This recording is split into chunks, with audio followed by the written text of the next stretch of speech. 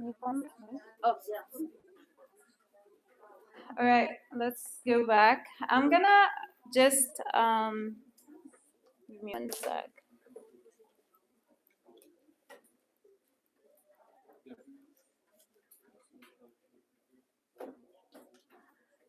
We prepared some questions, but I'm thinking I'm just gonna ask the first question, and then you guys can ask your questions, okay? And then we can go from there. We are thinking of doing, no, before that, I'm sorry. We have actually Revert with us who literally became a Muslim just by listening to the script. So I'm gonna have him share his story first, and then we go to the Q&A, okay? His name is Hassan now. Assalamu alaikum. Oh, okay. Sorry. Can I talk into this? I don't know where to put it. It's gonna video. Oh, yeah, sorry. Okay, you do it. Oh, well, she didn't offer. You just like give. Okay. Alright, sorry.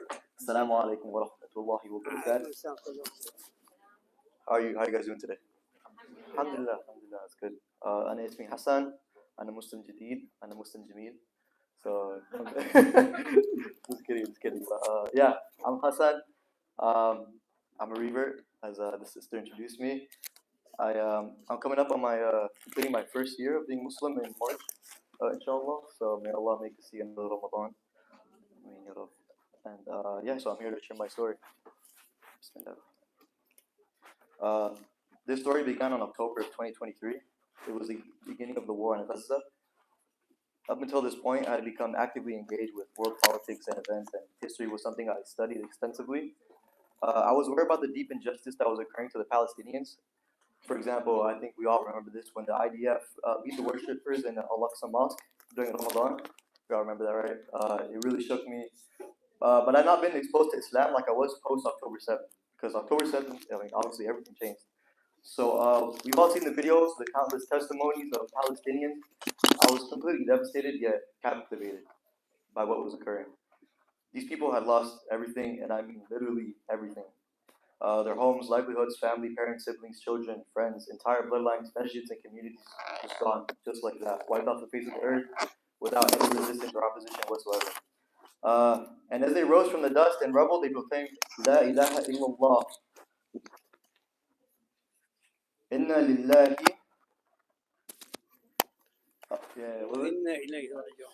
Ilayhi raji'un. To God we belong, and to Him we return. Return to who? These are questions that I ask myself. Return to who? Return where? Am I returning to them? These are all thoughts and concepts and questions I contemplated deeply within myself. And I said to myself, there has to be a reason why the world rallied to fight against these selfless, compassionate, and graceful people. There's something that they're fighting that is unseen. Sometimes it feels as if they're fighting something else, not the people in Gaza. Something they acknowledge exists, but their senses, it fails in perceiving it. When they devastate Gaza like they do, they want something to go away and never come back. And the people in Gaza, they can kill them, and they do. They slaughter everyone. They have no obstacle in doing that. They have all the power and weapons they need, but they can't defeat this tiny little strip, 25 by 5 mile piece of land. It stands out to them, but most importantly, it stands up to them. It disturbs them. It distresses them. It agitates them. If it simply exists, it threatens them. It feels as if it has to provoke it in order for them to protect itself from it. Something powerful that awaits them. It's a testament to those people in Gaza. It's a manifestation of the frustration of the transgressors and the desire to own this dunya and to corrupt it and satisfy their worldly desires. They're so deeply consumed by their opposition to Allah subhanahu wa ta'ala and the believers. They conquered every other piece of land from the largest and grandest of civilizations, from the Americas to Masr, to India, to the Philippines, but their playbook failed them. Why of all places did it fail here? So they deploy their attacks, but they can never really target it. They don't know where it is or who it is. The more they destroy it, the more it strengthens. But they feel it watching them, even in their fortified positions. A reckoning chasing them wherever they destroy. They call it Al-Qassam, or enemy combatants, but that's what their claim to defense is. But what it really is, what they're really fighting, is La ilaha illallah, that there is no power and strength except with Allah. La hawla wa la quwwata illa billah. who they are really fighting is a people supported by Allah subhanahu wa ta'ala. That none can aid them against Al-Jabal, Al-Aziz, Al-Malik. They're powerful, the restorer, the almighty, the guardian, the grantor of security and faith. The enemies have power but do not. Al-Muqtadir, the one with power. Why do they still fast for Ramadan as they're being starved to death? Why do they pray in congregation on top of rubble? Why do they all recite and memorize the same book? We know why Allah chose them now. We know why Allah chose them. So as the violence and devastation continued to escalate further and further, I felt helpless. I felt that there had to be an answer for all the suffering I was witnessing every day. I expressed my sense of despair on an Instagram story. My coworker who followed me, Mahmoud Khairy, where's he at? His name? Oh, he hates me now. That's okay. He replied to my story, and he invited me to Jum'ah. So it was March 1st. It was literally right before Ramadan. So he invited me. Um, Subhanallah. Yeah. So I went for Jum'ah. We prayed. I listened to the khutbah. Uh, and then after, him and his dad, Mahmoud, um, they brought me out, and then we all sat down together, and there was food and stuff. Everybody was festive, alhamdulillah. And then they sat me down, and then they really got into like the nitty gritty. They asked me the deep questions, the deep questions. And I was like, okay, I gotta lock in. And so they give me the script, the go rap. So I'm a testament to the go rap. It works. So please utilize it whenever you're doing dawah. And I mean this sincerely. Like, there are so many people out there that are just like me, who don't know the message of Islam. So please, please, do not feel ashamed. Please allow yourself to be unashamed of what you believe and who you are. Please, sincerely. So he invited me to Jum'ah. They gave me the script, and then eventually I said my shahada, alhamdulillah. And then because it was right before Ramadan, uh, once Ramadan came around, I only had like a week to prepare, but I didn't let that stop me. I went pretty hard. So I was going to Qiyams like every other night. It was crazy. Like I was going to MCC, Najd al-Rahman in Anaheim. I was literally just going back and forth. Like every other day, I was with my friend Tayyib Al-Sadi. But yeah, he's a lovely guy, mashallah. But no, yeah, I became really, really close because our community in Temecula is a very small group of Muslims. So because of that, we inevitably just bonded together. And subhanAllah, yeah, it's really beautiful. People that Allah subhanahu wa ta'ala placed in my life. But so this is all going on as I live with my dad. Because I was going out so much and returning after Fajr, I would get home after sunrise. My parents would be asleep, and then eventually, they caught on. I try to, keep it on the down low, try to keep it low key, because my dad was a devout Catholic. He's super devout to this day. So I feared what would happen if I told him that I became Muslim. Huh? Catholic. Yeah, it's a lot of Christian ones. They have a lot. It's like the hundreds and hundreds of them. It's okay. We all get confused. But yeah. So he's a Catholic. Uh, so eventually, may Allah forgive me. I lied to the point where like I couldn't even make the lies sound truthful. And he was like, "Okay, what are you doing?" He was like, "Are you out there doing drugs or something like that?" And I think he would have preferred that instead of me being Muslim, honestly. But no, yeah. Basically, I had to be like, "No, Dad, I'm not doing drugs. I'm Muslim now. I that's a stuff Allah. Why would you ever suggest that? Like, it's crazy. I would never do that." And he said, "Khalas, that's enough." And he said, "You know what? You're gonna leave this house. So just get away." So I packed up all my things and I'm homeless now. So, but because I made all those lovely connections in my community, because Allah Subhanahu wa Taala placed the most beautiful people in my life, I had a community to support me.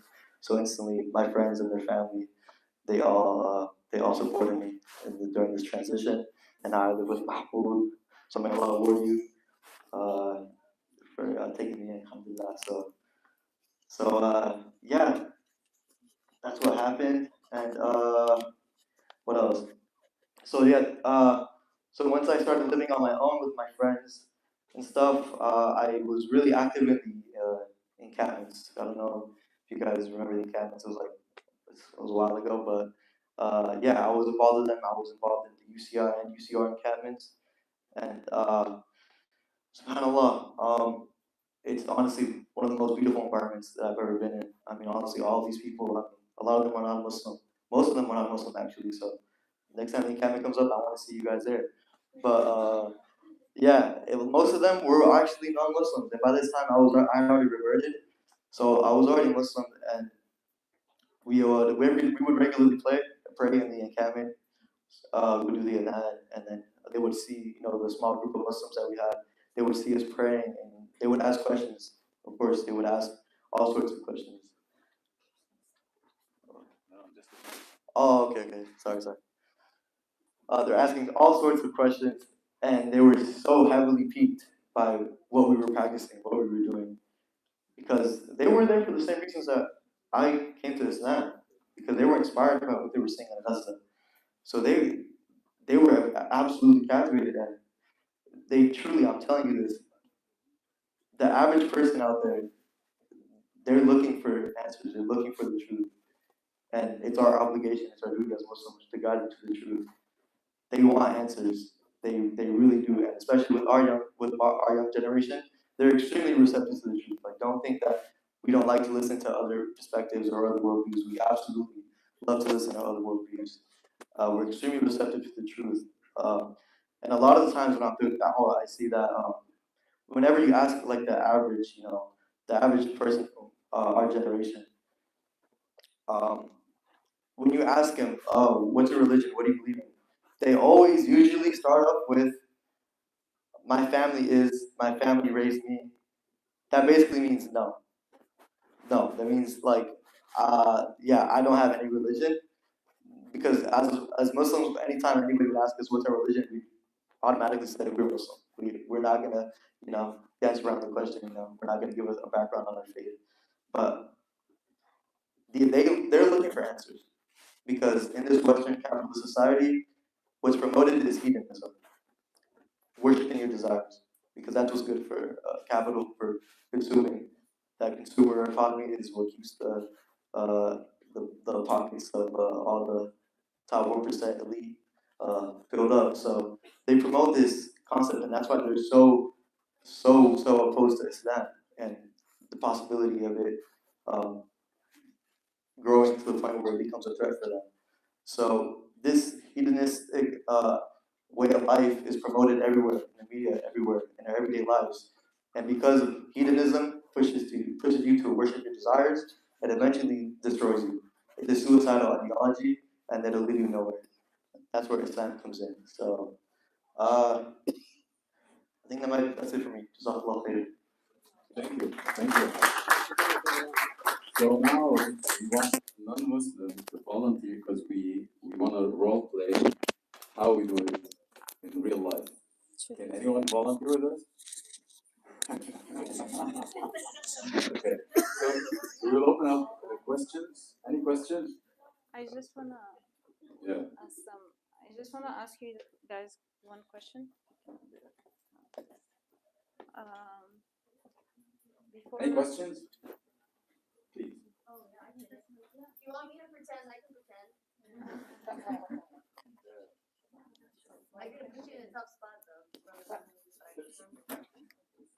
So my question relates to our close friends who are non-Muslims. Like, if you have any advice on how to broach the subject and delicately, or just ways to bring up, especially if they have sort of left the faith of their parents, and and you can tell that they are sort of lost or seeking.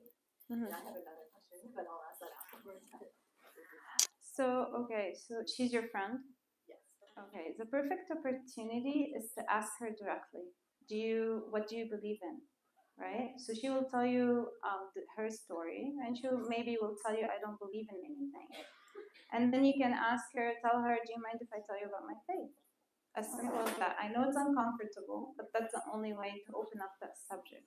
So your advice is it has to be very direct. It can't just be like just inserting little things. There's about what you believe. two ways, okay? One is direct, by asking, you ask them, whoever, like, what's your belief?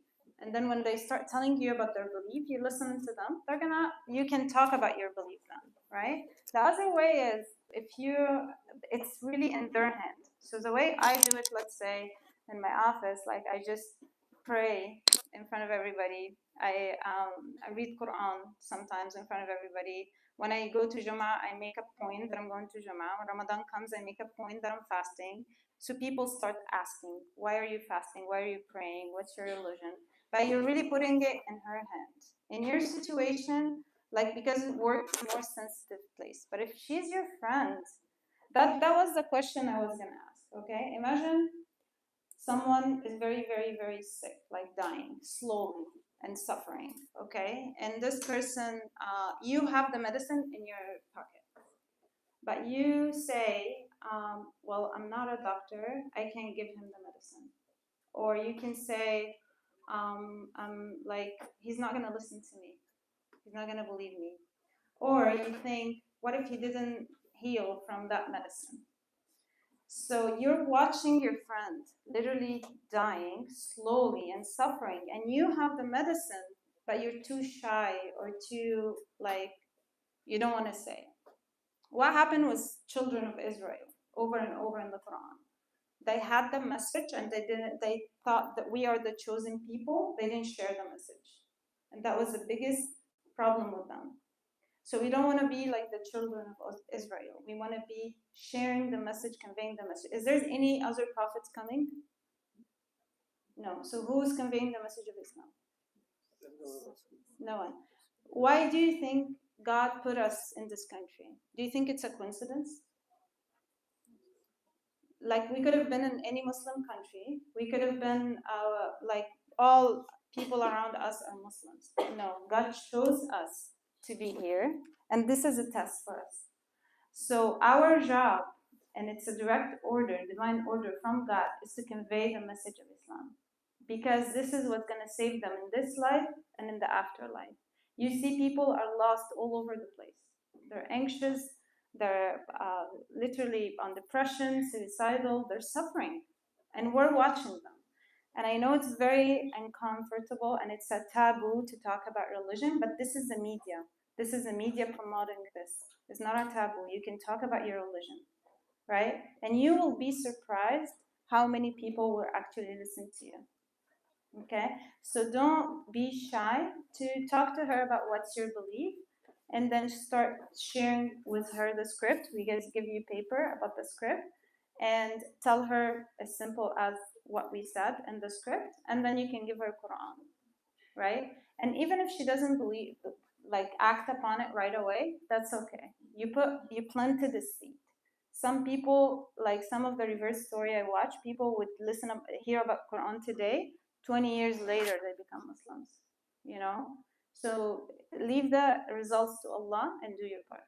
Does that answer your question? And I guess my concern is to not offend or push away, like to try to do it so delicately so then the door is always open and then I can still inject the message over time.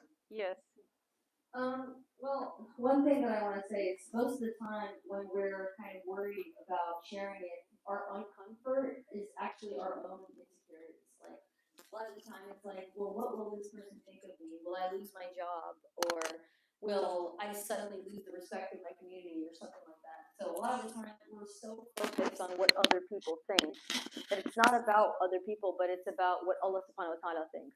So, right, I'm going to do this because this is what my creator is going to think of me, right? So if we stop worrying about everyone else, we're not going to care so much about that embarrassment, or we're not going to care so much about that uncomfort. So it's really you just getting out of your head of, I'm not doing this for anything else except for the sake of Allah. Thank you.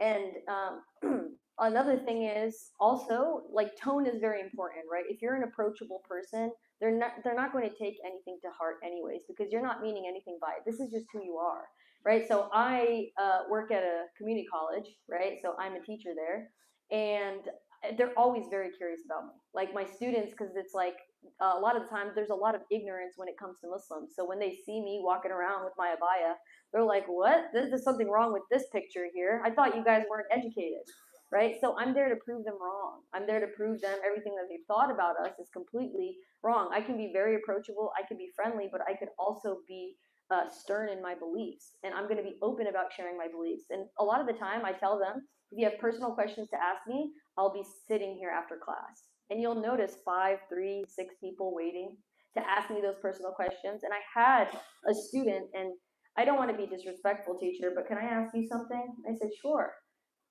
Why do you wear the hijab? Right? And that sparked a conversation. I didn't initiate anything. I was just being myself. As Sister Hanan said, when you pray or when you do things, they take notice to it. And even your humble nature, right? The fact that you're being understanding, like I'm always understanding with assignments if they're late because people have outside lives. So just things that I do for them is going to attract their attention regardless. So when they say, why do you do the things that you do? Or why do you do this? Oh, it's because of my beliefs. That's an open window for you to try to start a conversation. Really what it is there's many opportunities. It's us who's insecure to take that leap of faith, because we're like, I don't know what this person is going to start to think of me. They're going to know I'm Muslim, right? So it's like, don't be afraid to hide it, or don't be afraid to show it, right? Just be your authentic self. What's your other question? Okay, unless you want to give somebody else a turn, but I'll say my question. Yeah. Any other questions?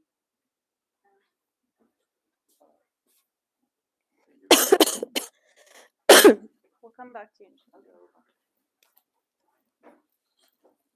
Jazakallah khair for sharing all the experiences. One question I have is like, when you set a table, could you touch on your strategy how to get people to get to your table and engage in a conversation? Because what I see that most people don't want to stop by, they pretend not to see the people at the table, or it will be hard to get them just like get into it. But the point is that you don't attract people to the table. Huh? Was it? Oh, yeah, the other one. So the point is that you don't attract people to your table. You're actually looking for people that are looking for guidance. So you don't have to yell, hey, I said Quran here. No. I just want the person that would step voluntarily into your table. Does this make sense? Because this is the person that has been asking such questions. This is the person that needs the answer. Does this answer your question? It does. You don't do anything in terms of like free Quran or something like that. You just sit there without doing. Well, it depends on the place, the traffic where you are.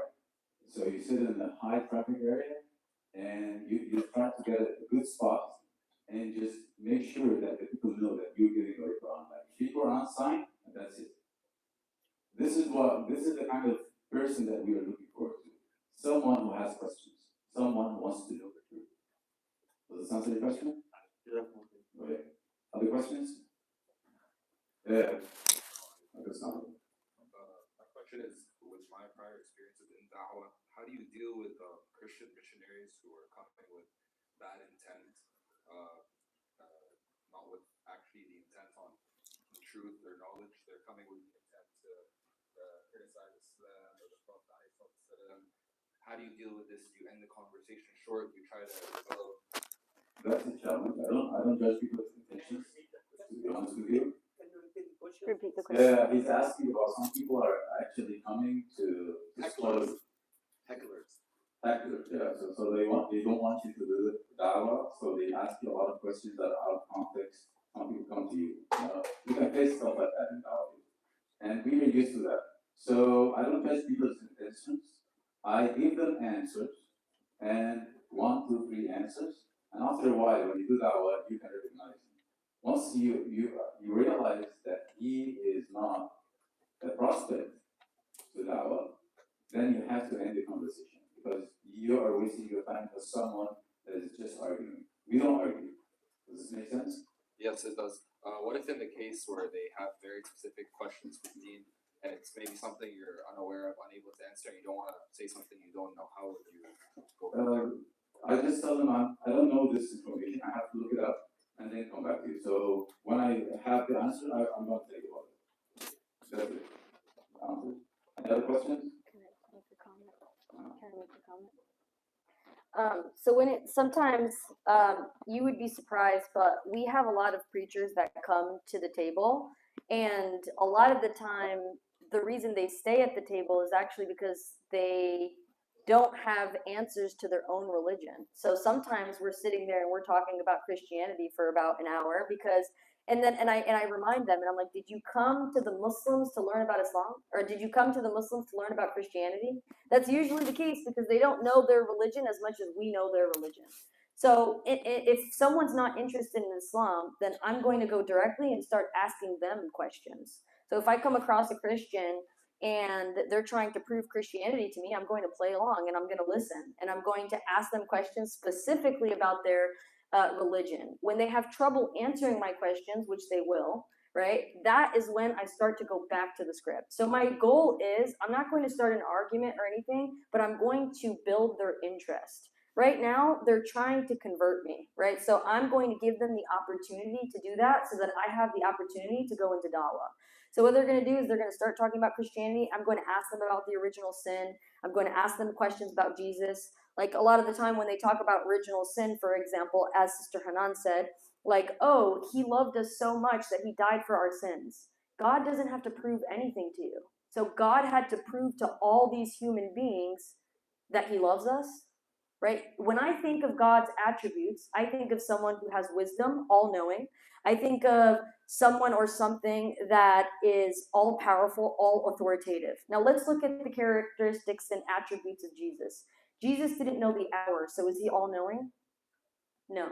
Okay? In the Bible, it says he was ordained by God. Ordained means that he was sent. So who's ordaining him? Who's sending him? Is he acting on his own?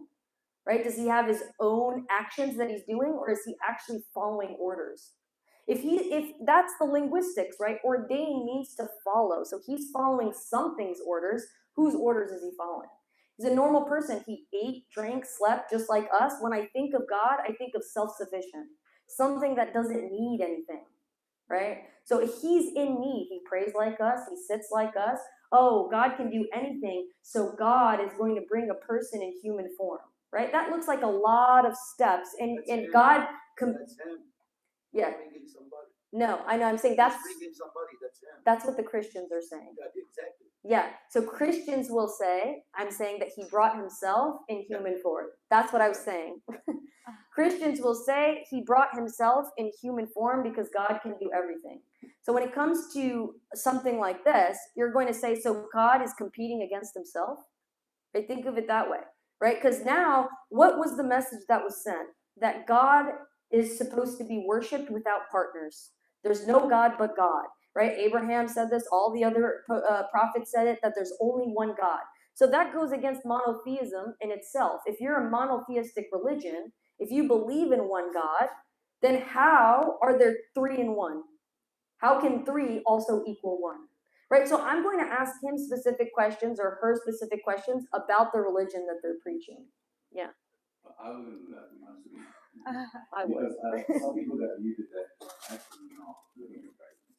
They're just looking to waste your time. So I think my brother over there, he was asking about specific people that step into the table, they just want to waste your time. So I wouldn't go into a conversation with them. I wouldn't reply to them. I would try to make it short. Once I detect that he's trying just to waste my time. Does this make sense? Can I say something? No.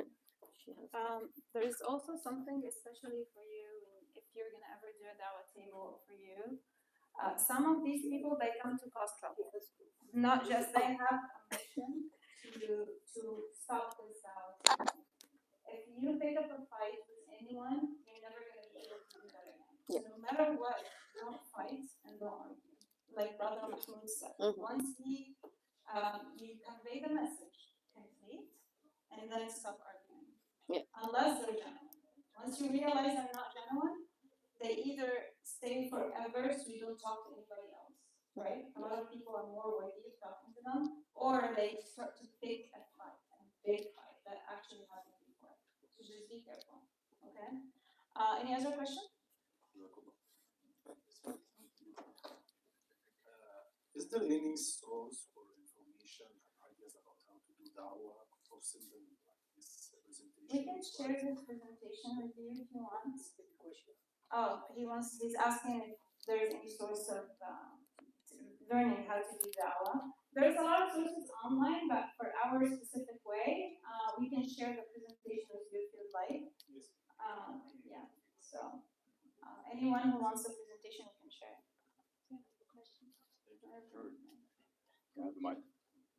So the sister also has a question.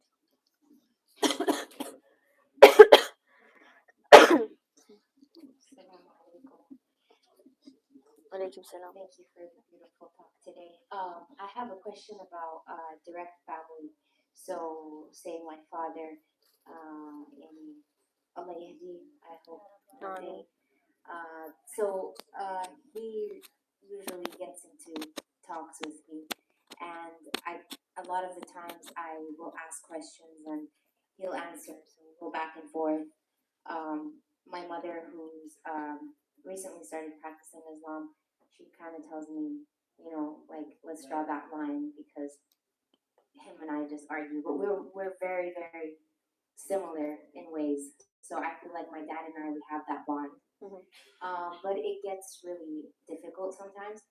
What's your advice on giving dawah to like direct family members? Absolutely. Well, the first thing is Allah subhanahu wa ta'ala teaches us, regardless of if they're Muslim or not, or following or not, that we have to respect our parents. So be as respectful and as kind and as patient as you can with them, right? And may Allah guide them.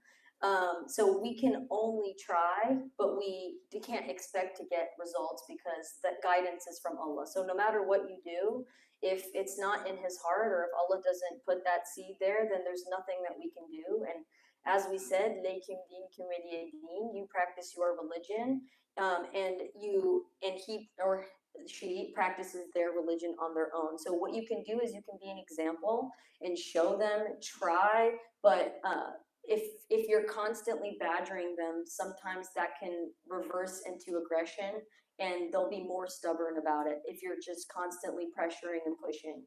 So you don't want to be like that. If anything, they see what you're doing, so that might spark an interest and they might be curious and come to talk to you. So say something. With your father, if he has some knowledge in the Bible and everything, it's really easy to go into debate. So is Christian in general or is this other faith in general? What I've noticed, He's an unbeliever. he's an unbeliever. So it's Okay, with non-believers, what I do, especially with them, I don't try to go into so much details about science and cosmology and science created everything. None of that. I mean, you can use logic, but there just has to do a lot with the ego. Okay, they just don't want to follow rules or they don't want to submit.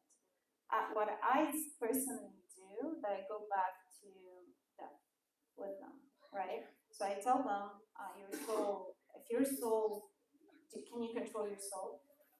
Can you control that you don't die when your soul stays in your body and doesn't leave your body? No. Anyone can control that? No. So tell them, if you can't control your soul and keep it in your body, so who's controlling it? Why are you even dying? And then tell him, imagine you die, right? And then if you're right, let's say you're right, there is no God, okay? What's going to happen to me? Nothing. You lived a great life, organized life, a good life, right? You had serenity and peace and guidance. And then when you die, nothing is going to happen, okay? But if you're right and he's wrong, what's going to happen? we actually touched base on death, and I told him like it's like being on a train, not knowing where you're going, or not trusting the driver. Like, would you stay in that train? And he didn't have anything to say, so he shut down, and that was it. So I do think it's ego, and that's why I don't know if I could ever approach him. when it comes to atheists, we usually have I don't know and I don't need to know. That's usually the answer. Is like, even if that were to be true, why should I care? Right? So it can be difficult to navigate, but ultimately, you have to decide, is it because he doesn't believe in God or is it because he's angry with God? Because there's some people that are also angry, like, oh, he caused the wars and hunger and all these other things. Well, Allah subhanahu wa ta'ala certainly gave us enough food in this earth. right, to feed everyone. So why is there hunger? Not because of Allah, but because of the people, right? People will be selfish. So, I mean, you know, sometimes, and it depends again, if there's like some sort of like sincerity that you catch, then you can kind of move into that and talk about it in a sense like there's a cause and effect to everything, right? Even in science, people who believe in science know that something has to start something for it to happen, right? There's a cause and effect. You can try, but if it's someone, like I said, that's not interested in the details, then it's just going to confuse them more. Thank you. Any questions? Good. So my question is in regards to not quoting from the Quran, because sometimes when I'm reading the Quran, I feel like it's like the ayah is trying to specifically address. So for example, so Allah is trying to like, and for with the Jewish people, for example, there's many ayat where it's like, oh, if only you Israelites would like, you know, don't you remember all the blessings we have given you. So I feel like I wish I can only tell these people, you know, Allah's talking to you. I just want to give you and like just listen to his words. He's trying to tell you. Can you like, you know? Thank you. So the point is that you are Muslim, so you need but you can use some of the like for example, when Allah subhanahu wa ta'ala says, look at the earth, so you can use some of the but you can't convince him using the verse of the Quran. That's what I would like. You're talking to a Spanish guy in an Arab language. Does that make sense? So that's not the question. So, but don't you see just like me or feel the same feeling I have when like you read the ayah? That this ayah is I do, but I can't talk to him in a direct language. It's not like even. Yeah, I do, but it's because we're Muslims. He's speaking Spanish, I can't speak to him in Arabic. Does this make sense? Okay. Other questions? Can I add to that? So for that specific point, actually, there's a lot of guidance in the Quran. Like God is tell us so many ways to guide the non-Muslim, to talk to them. Sometimes with reason, sometimes with emotion, sometimes. The biggest one of them is to come to common terms. So you can use the Quran, the verses of the Quran. You don't have to tell them this is a verse from the Quran, but you can tell them what actually the core message from the verse, you know, and speak with them the same language. Especially with people of the book, Christians and Jews, or other faith or people of God in general, it's so easy to find common ground. And when you find common ground and common terms between you and them, both of you believe in God, both of you believe in the prophets, both of us believe in heaven and hell, right? And then you start explaining to them that this is continuation. You know, they start, and that we have the proof. For the atheists, for the non-Muslim, for the Christians, for the Jews, Islam is not a blind faith. So you can always go back to why the proof. Come to common terms, same stuff that's similar, so they can open up. When you start telling them your book is corrupted and you have mistakes, and start showing them the errors, automatically their ego is gonna kick in and they're gonna be blocked. But if you start telling them, like, we actually believe in what we believe, right? We believe in Moses, we believe in Jesus, we believe in the Torah, we believe in the Injil, we believe in God, and then start talking to them that this is just a continuation, you know? Then they will start opening up to you.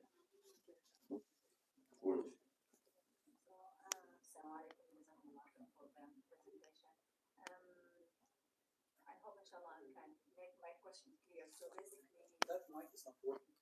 not working? Yeah, now it's good. Yeah. So basically, I have a friend, and we used to work together, and she lived in a different city, and I kept in touch with her. I really like her, mashallah. And she's Christian. I don't know if she's really, you know, committed to Christianity or not, but I remember I used to try to treat her nice and well and try to answer questions. She didn't really ask me directly, but at some point I started to send some video, you know, from the YouTube about like Dawah and all this kind of stuff. And then I just felt she just stopped, you know, texting me or being in contact. But then this is another story, inshallah, I'm trying to make it short. I have a good friend, she used to believe in science and all this kind of stuff. She's from China, we studied together at some point. And then in 2019, subhanAllah, she just got cancer. And then through time, just like I used to keep in touch with her, I always tell her about like my faith and, I do this because Islam told me this, I do that, and she used to look up to me, so, and then subhanAllah, like 2 months ago, I just text her, I just felt something, and then I text her, how are you? She said to me, Sumaya, I'm not really doing well, and, they said to me, we can't do anything for you, and at that point, I said to her, do you believe in God? She said to me, yeah, I believe in the creator of the universe. I was shocked because, I didn't expect this answer, right? And then I said to her, why don't you ask him to cure you? Because he's able to cure you, he can make miracles and all this kind of stuff, but it's up to him, basically. But and then somehow even at the extent I sent her Ruqya, and she said to me, when I listened to it, it just eased my pain. And then I started to her about like Quran and why Quran and Prophet Muhammad and, Jesus and all this kind of stuff. And honestly, I think I regretted I didn't open the subject to her till last minute. And then she said to me, I'm just gonna think about it. I'm gonna be open and all this kind of stuff. And like, because she was dying, when we are weak, we are vulnerable. This is when you start to think, why I'm here. And she was like believe in science and all this kind of stuff. And maybe this is why, So anyway, bottom line. And at some point, I think this was a test for me too. And she passed away in the 1st of January, subhanAllah. And then I just always regret it. Oh, I'm so sorry for that, sister. Well, let me tell you something. Allah subhanahu wa ta'ala says, وَالَّذِينَ جَاهَدُوا فِينَا لَنَهْدِيَنَّهُمْ سُبُلَنَا. So those who fight for Allah, Allah's going to. And if you didn't get to see the acceptance of the religion of Allah, the one religion of all time, regarding this, then you already did, unfortunately. Like the Prophet, he couldn't let his uncle say the Shahada, just the Shahada. So we can do anything. What we do is that we convey the message. I understand your feelings. I understand where you come from. But there are people that we will not guide, force you. I know you feel bad for them. I know you feel bad for them. But the point is that you will not force people to let go. They have to choose it. The only thing that we own in this life is choice. That's the thing that you're going to take it back to Allah subhanahu wa ta'ala. I think my question is, I always ask my question, did I do enough? I think this is where I start to question and خلاص, subhanAllah, this is our qadr.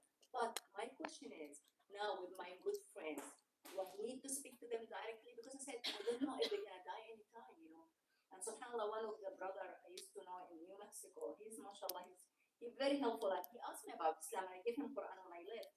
But then subhanAllah, even in a way I have a dream about him, he died in the dream without being a Muslim, and it was, so I just wake up and I text him, and I told him, what, I just want to tell you about something, and probably he understand what he wanted to, to talk to him about, but then he didn't really respond. So my question now, do I need to go after these people and say, what, I'm calling to go into Islam, 1, 2, 3, 4, and No, I don't advise you to go after people. Yeah, that's something I want to do. But what I would advise you is if someone is asking you questions about Islam, you can use the information that you have.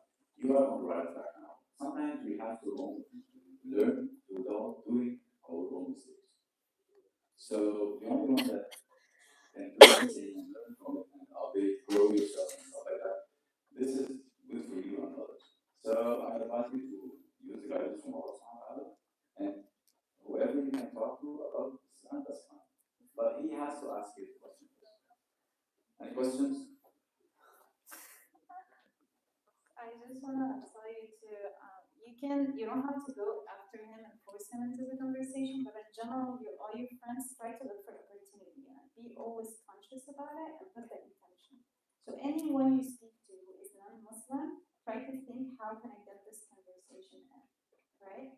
And try your best, okay? So don't force them. If they don't want to listen, then they don't want to listen. But the problem, how do you know they don't want to listen? Because they are in. That's why you have to start. And I'm not usually in contact with them, especially this brother, because. Yes. So. You can directly ask him, can I tell you about my religion? can I tell you about that? Can I tell you about my culture? Whatever you want to call it, you can ask them. But if they say no, yeah, ask directly. Don't force him. If he tell you no, then no. But if he tell you yes and open up, then yes. I just want to make a small comment, but all our deeds are going to be based on our intentions. So you intended to help her as best as you can. May Allah reward you for your efforts, right? But we are not responsible for those who are misguided. We're responsible with the message, but we don't also want to come off as pushy or kind of like overwhelming, right? That's just going to push people away. So we want to look for opportunities every chance we get, but if we notice that that door is closed, then we should respect it. And if they decide later that they're interested, they can reach out to you. Any other questions? Can I share just quick note? Of course. So basically, I found like more effectively when I approach someone instead of trying to find like a common background or a common ground person, and always start from the day of judgment. Start from the point when we get asked in front of God, who do about their beliefs. I think this gives you so much space to have the narrative about Quran, Islam, one God, and the Prophet, just to be clear on the basic truth, and instead of getting back and forth into the arguments, it gives you much more space to say the Bible was changed, you know. Well, I believe to put some pressure on all the misunderstandings, like starting from the day of judgment. I found it way more effective than getting them into an instant state of mind of self-reflection and what would happen. Thank you. So actually, I believe that we are different, and the people we're trying to convey the message to are different. But I believe that Allah sends the right person through the right direction to the right recipient. So everyone has his own way of doing that. I want to respect everyone. Because some people, like, if you go to personality, when someone is dominant, someone is conscientious, someone is compliant, someone is influencer, you know. So it's a huge mix of variables. So Allah subhanahu wa ta'ala is al-Qayyum. He is managing everything. It's not us, guys. We don't have any power, right? We are going to die. We don't have any power. So Allah subhanahu wa ta'ala is sending the right person to the right person, the other person that wants to be guided. Does this make sense? I reflect all the ways of doing dawah. What I would say, I try to test and measure. There are no rules. Seriously. But we're trying to give you the guideline that works for us. But whenever we give to someone else, it works. Does this answer your question? Go ahead. So yesterday,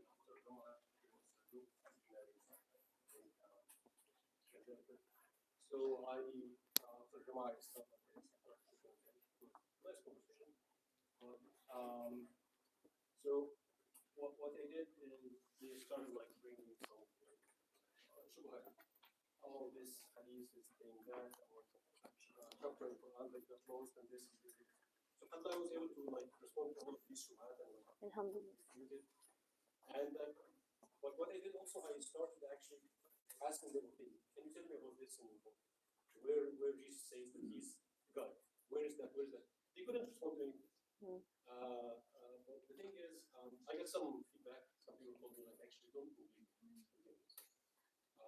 So yeah, I wanted your advice. Like, well, my advice is my experience when I'm sitting on the dawah table and I have 10 opportunities and a missionary, I will cut it down to speak to the 10 people that is so guys.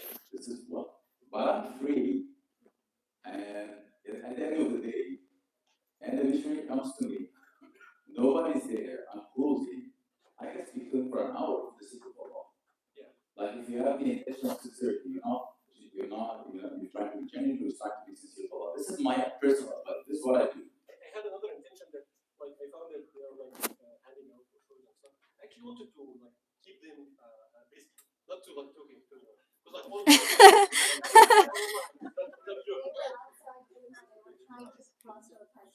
eventually, like, five of them, like, Can came I around make a me and comment? they kept, like, discussing with me. Because, like, no one of them were able to, like, correspond to anything I'm talking about. And they were, like, basically not to give me. Yeah, like, no one knows. No one of them really knows. Do you know what is the mic? Because people want, can you pass it to him, please?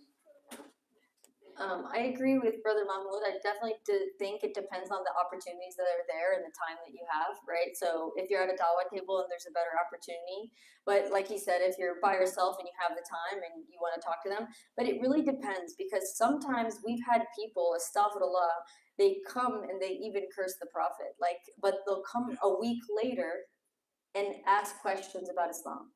So we don't know who can have a change of heart based on what you said. Our goal is not to get results and have them convert on the spot, but it's to plant seeds for them to be at least confused. So when they go home, they're like, you know what, that kind of made sense. I have some questions. I had a 12-year-old boy. He came to preach at the table. So he came as a Christian to preach. And a few weeks later, subhanAllah, he came asking questions about Ayat al-Kursi. So look at all the change that has happened in 3 weeks. You know, based on, because we had a conversation, I listened to him, we answered his questions. And then the next time he came, he wasn't talking about Christianity, he was asking questions about Islam. Yeah, like, one of them were telling me, okay, I asked him, okay, what do you think of our program? He told me, like, honestly, I told me, yeah, like, don't worry, I won't get offended. He told me, here's a false prophet. Okay, did you read about this false prophet? Like, can you tell me objectively, why is he false? He said, oh, because he doesn't match what we have in the Bible. I don't know, tell me objectively. Did he lie? Did he say that? He could respond. Yeah. Well, we don't address emotional feelings. Yeah. Because emotional feelings cannot be confirmed, right? So we address it logic. So we just have, if there is a conversation, if I sense that the conversation is going out of logic, I cut it down, to be honest with you. Like, if I'm telling you that 1 plus 1 is 20, go like that, it can be 79.5. Well, it can be. 1 plus 1 plus other 1 equals 1 for their logic. Yeah, okay, yeah. Well, we can't belittle other people's logic, to be honest with you. We have to respect all the religions. And we are doing this out of sincerity to the soul of the Prophet. When he was walking on the street and people were going to ask someone about it, and he stood up out of respect. Someone told him he's a Jew. He said, "It's a soul." So if the Prophet is gone and respect any other religion, we will have answers. The last thing I want to ask, like, Of course. they took my phone number. Is this like any problem with this? No. To be honest with you, the way you ask, you make me feel like you are starting to communicate with missionaries a lot. That's the first time to communicate with Don't worry, because Allah is the guardian. You have the biggest and the strongest power in the universe. Who else can help? Just believe in Allah, rely on Him, you will help. Does that answer your question? Just to add to your point, with missionaries, my goal usually is not to convince. It's very hard to convince them on the spot. I wasn't trying. I was actually seeking out like a seed. Yes, it's just for. Okay. Studying what you're saying. Okay. Like they're just like repeating a few things. I thought, like, can you go back and tell me the source of what you're saying? They'll say, yeah, someone said. Yeah, there is. I've been with those people too many times, and there's the head of them, the guy who has very long ponytail. I'm having him on text messages for over 2 years. Number one, this is not a person. This is not a person you're engaging with. This is an organization. And when they come to you, they don't come to you to convert you just to convert you. They're making money out of you. All this printing or this thing, there is tons of money behind it. So you cannot take it, just somebody came to the mosque door just to convert you. This is a huge organization. They go to all mosques to convert Muslims, and they're not just in the United States, they're even in Europe. Number one, tell them to learn the Bible. The second thing, tell them I need to give me genealogy of Paulus, give me genealogy of Matthew, give me genealogy of because in Muslim religion, because in Muslim religion, all all those speeches you hear, everything put on them, everything, every word. Before anybody say anything, they will tell you, give me the reference. We have the genealogy, we have the date of birth, or at least the date, mostly the date of death of most of the speakers or anybody who narrated anything in the Muslim religion, which is certified even in the Quran or the Hadith. Thank you so much. I don't do any conflicts. I don't like conflicts. Well, actually, I'm a very dominant person. Like, I can handle conflicts very well. But when it comes to religion, I speak about the gospel. I don't get conflicts. Because you are not getting something out of that. Like, I don't know, I'm telling this Bible, this something. This is my way. And this is how I do. I like to speak to people. This is what I know. I know that this is the religion. These are prophets, and that's it. So I don't like to go through conflicts because it's at the end of the day you're gonna lose your voice and change and opportunities and other people to be better. Well, we try to do the sunnah, but I've never seen a hadith where the prophet is going through a debate with other religions. If someone knows a hadith where the prophet was debating other religions, please let me know. I would be more than happy to know it. Question? We have one final question because we need to pray. These are the questions before. Any other questions? No, because the So prayer. nobody wants to ask a question. You can have a question. Yeah. So my question is regarding in online groups, sometimes you have small flows, like for example, Facebook or my mom. And sometimes they're talking about their kids or themselves suffering depression, anxiety. And I feel comfortable to the point of saying that there's plenty of studies saying that faith in God and regular practice of your faith protects you against that. So my question is, how can I take that next step forward? Because I just say generally believe in God and nothing specifically about Islam. If you guys need more information, I will be more than happy to take any meeting. Right here, we're doing Dawah at my spectrum. So please sign up at the table. We will be more than happy to take your name in order to do Dawah against us. One of the things we are working with the country are sponsoring this. So if you know someone that wants to donate Quran to people in order to be guided, please send to the table after the meeting and let me know what you guys can. And that's it. Go ahead. Well, I was just confirming your message that even the prophet he didn't anyone. Okay. Thank you. Thank you so much for coming, and we'll see you inshallah in the next one. Have a great day. Assalamu alaikum.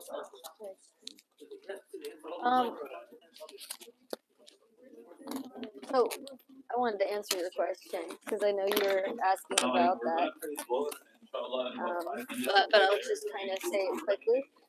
So when it comes to people who are kind of suicidal or kind of facing depression, you want to go back to talking about the purpose of life, right? Why were we created in the first place?